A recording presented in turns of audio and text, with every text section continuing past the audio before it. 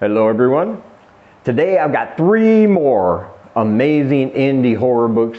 These are all new releases. One is going to be a pre-order. It won't be available until next month, but the other 2 you can pick up right now. And all 3 are ones that you want to read for your Halloween season.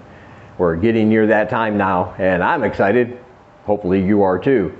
But before we get started, I want to remind you that I have books for sale. And if you want to read any of the books you see on your screen, they are only $1 each at the link in the description. All right, let's get started. So the first book I want to tell you about today is called Phantom Delivery by Mark Geyer. This is a great book about this is a horror book within a horror book. But the main character knows she's in a horror book.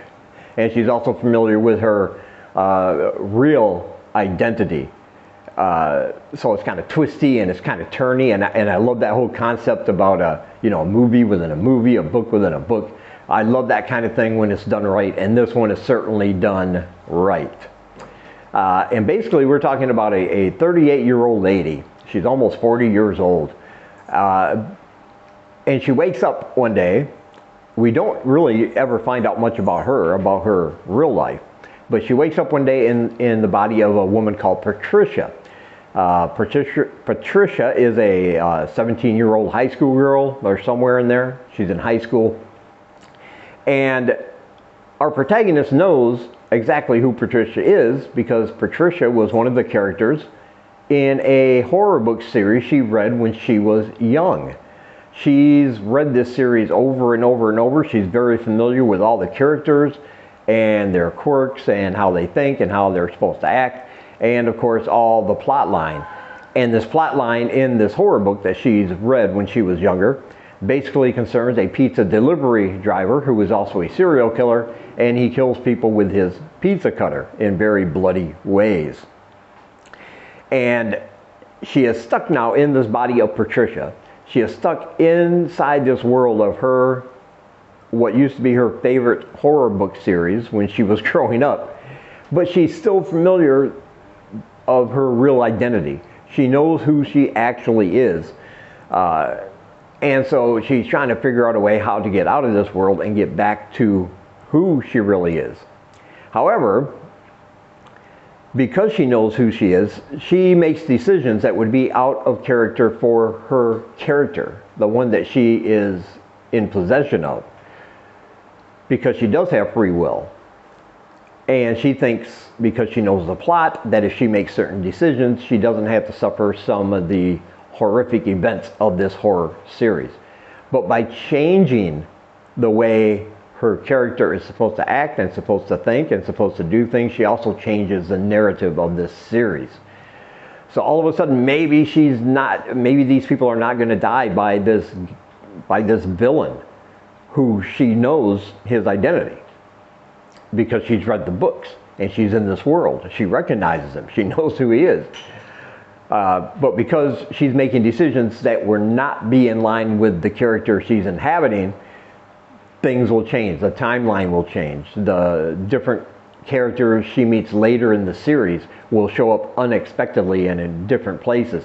And yet somebody is still out to kill her, or at least to kill Patricia, her character. But she knows, because she is in this world, it is very real, it's not a dream, that if Patricia dies, she is also going to die. And she doesn't know if that means she'll wake up as herself or something else.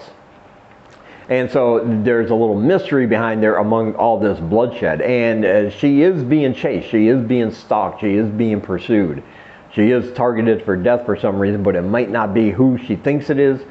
All indications point it's somebody completely different because she made choices that changed the narrative of the story. And now she has to figure all that out while people around her are being sliced and diced and murdered. And it's just fantastic. I absolutely love this book. I love the whole concept of that book within a book. And this character being aware that she's in this world of a character, but she's still familiar with her old self. And it's just fantastic. I absolutely loved it. The pacing is perfect. It goes right along. You'll be in this world. And this author makes some references to things that happen in books that really don't happen in real life, and these things will happen now because she is in this book. You know, like when people are always going out to eat, or they're always putting out snacks, but in these books you never see anybody eating. You never read about anybody eating, and that seems to be the case here. She notices characters who are having a meal and they just got their knife and fork in their hand but aren't really eating, and other things that are just a little bit different from real life when they're in a horror book, and she notices all these differences. The author puts them in this book, and that was also very fun to read. I absolutely loved this book. I thought it was fantastic. And there is a pre-order link where you can get yours through Amazon. That link is in the description, and I highly recommend this book. And next we have Pound of Flesh by James Atkinson. When I was a boy, my favorite, most frightening old school creature was always the werewolf. Yes, there were vampires, and there was Frankenstein, and there were giant bugs, and mummies and zombies and all these other things, and they were frightening enough, but I always thought werewolves were the most frightening, and I always look forward to a new kind of werewolf book that'll give me that old school feeling, the goosebumps, and the chills up my spine that I had when I was a kid, and that's what this book does in an excellent way. This book is about a small little farming community, and there is a werewolf involved. Some people go out overnight, and in the morning they're all missing. These people don't come back. We are privileged as readers to know what happened to these people, why they didn't come back home that night. We know because we are reading about it. But this is a small little farming community, and all these people are friendly, even though they all have secrets, some of which they're keeping from each other. But they're a whole community. They get along, they try to have each other's backs. And so the question not only remains what happened to these people that night, but once they find out, once they start finding bodies and body parts that we already know about, the question becomes what has done this, and who among them could have done that. Of course, they start thinking maybe it's a rabid bear in the area, because they do have bears in that area, but that doesn't quite add up. And there's one little boy, a little boy that one of these families adopted, that has a gift. He's a very special little boy, and he knows absolutely what happened. He knows it was a werewolf, but trying to convince adults that it was a werewolf, well, that is going to be a challenge. But he also knows that if he cannot convince these people what is really happening so that they can prepare themselves, that everybody, including himself, is going to die. They're going to die horribly and brutally over that 2-night period when there's this full supermoon kind of thing going on. And so even though he knows the truth, he has to convince people that is true. And once they find out the truth, how are they going to stop this creature? And so there is some family drama in there, but there's also this sense of community as people gather together. But there's also a sense of hopelessness because they don't know at first what happened to these family members that went missing, that didn't come home. And they have this hope in their heart that they're just going to be lost somewhere in the woods or maybe just injured. Of course, we know better, and so that hopelessness and bleakness runs through this book because we know sooner or later they're going to discover what happened. And it's not going to be good for them either. And of course, this werewolf continues its bloody, brutal rampage throughout this time. And once they realize what is really happening, now the question becomes who amongst them could be this horrible creature that has done these things. And we will find out who it is. We will find out the motivation behind why this werewolf is targeting this community, and that's a nice little twisty secret there at the end about what happened years ago. But in the meantime, you got this epic, big, bloody, gory, brutal story mixed with these very interesting, rich characters in this small farming community and the lengths they will go through trying to save their loved ones and just try to survive the night. This is an excellent, exciting, fully engaging book, and I highly recommend it. And there is a link down below where you can purchase your copy through Amazon. And next we have The Hand of the Archer by Kurt Phillips. This is a different kind of horror book, right? This is about a psychedelic mind trip gone wrong. There's a man, he has a job as a wildlife park service person, so he spends a lot of time in the woods. He's happy with his job. He likes the solitude of the woods, I'm sorry.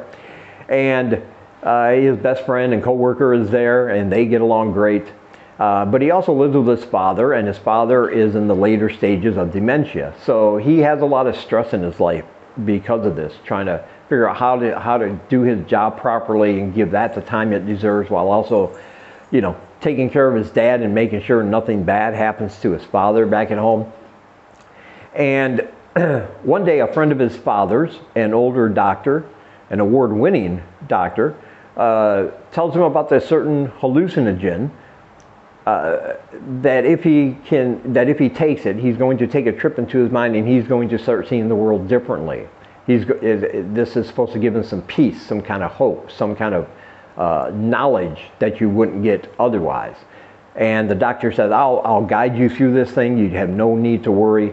It'll give you peace of mind. The man is kind of reluctant at first, but eventually he says, you know, out of respect for his father and his father's friend, and, you know, let's give it a try. But things go awry in the worst way, and the doctor has to abandon him in the middle of this psychedelic trip, and it freaks him out. He has a very bad trip. He wakes up screaming and ranting and knocking things off the shelves, and something, because this psychedelic trip was interrupted, something has come back with him from another dimension, perhaps another world, somewhere in that mind ether, you know. Something has come back, and this thing wants to go back to where it was, but the only way it can do it is if he gets to the person responsible. But in the meantime, this thing inhabits the bodies of dead animals and causes them to go on bloody, brutal rampages to people who are like just hiking through these woods and in this area. And yet they have a connection. This thing and this man have a connection, a mental connection.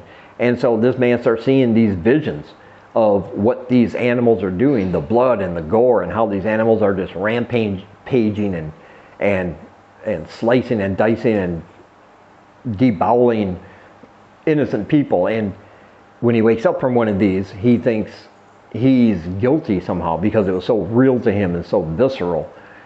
He feels that he's guilty. But in the meantime, this creature in the form of an animal, a big brutal animal, is coming to find him, to take care of him, so that this being can go back to where he was pulled from. It's a very trippy, as you would imagine, about something like a psychedelic trip. It's a very trippy, very weird, but very unique book that I really, really enjoyed.